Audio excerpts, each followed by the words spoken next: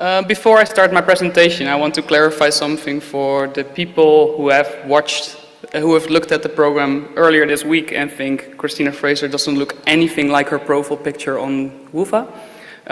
Due to sad, unforeseen circumstances, she couldn't be here and I'm filling in for her. But everything I'm going to present couldn't have been reality without her hard work, so I want to have that said before starting. So, next slide.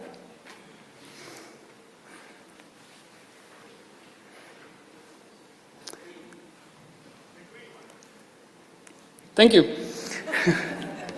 This World Water Day was unique in its kind. For the first time were World Water Day and World Toilet Day aligned with the same theme, but also because this year we decided to not just have 2 days of celebration, but instead raise awareness about the role that groundwater plays within environmental and societal themes throughout the whole year. The Groundwater Summit obviously being the grand finale of that year, but we also wanted to have something tangible for the period beyond 2022. And that has become the Groundwater Catalogue, which I'm presenting to you today. But what was the inspiration for that?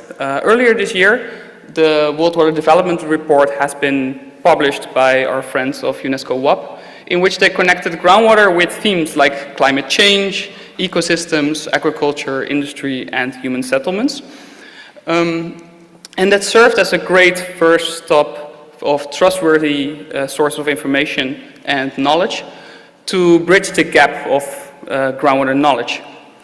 Meanwhile, the World Water Day campaign has definitely elevated the public perception of the importance of groundwater and has also strengthened the mandate to put it higher on the political agenda.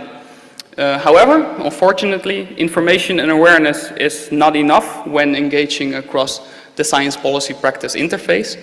And that is why we needed something to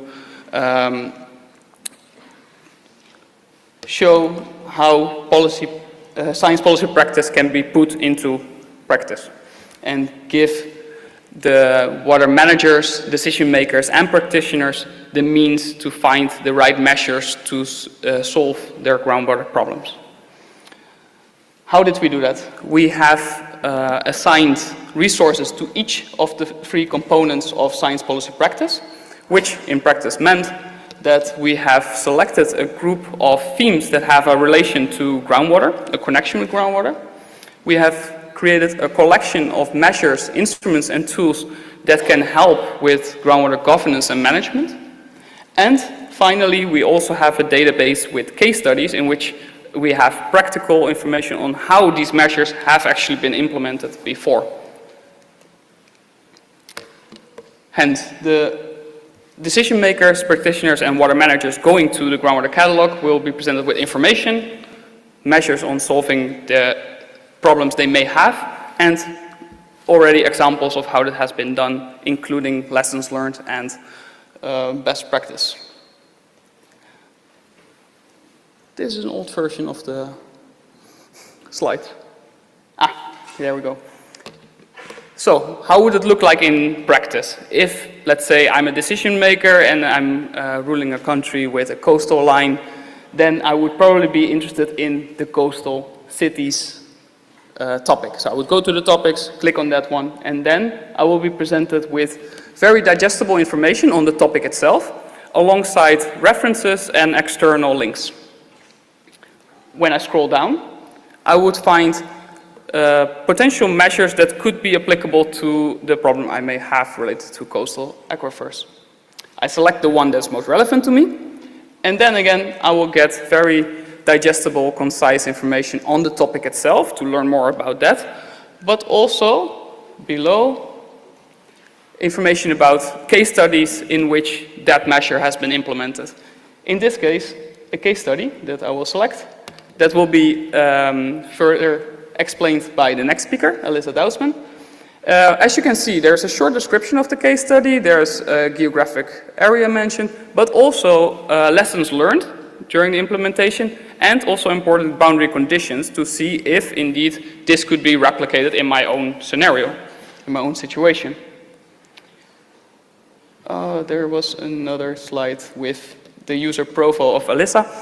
Contributors have a user profile to give them credit for the work they have done for the Groundwater Catalogue, but it will also be shown alongside the case study. Apart from giving them credit and recognition, it also helps decision makers to not only learn more about the measure that could be interesting for them, but to also find out who are the experts in that field. And vice versa for groundwater experts, it's a nice way to get on the radar of decision makers in dire need for their expertise. Having said that, today we have launched the final update of the Groundwater Catalogue, and I would like to invite every groundwater expert in this room, but also the people watching online, to go to groundwater-catalogue.org, after the session of course, and create an account, start submitting case studies, because by doing that, groundwater will not only be a theme of 2022, but we will continue to make the invisible visible also in the years to come. Thank you. Great, thank you.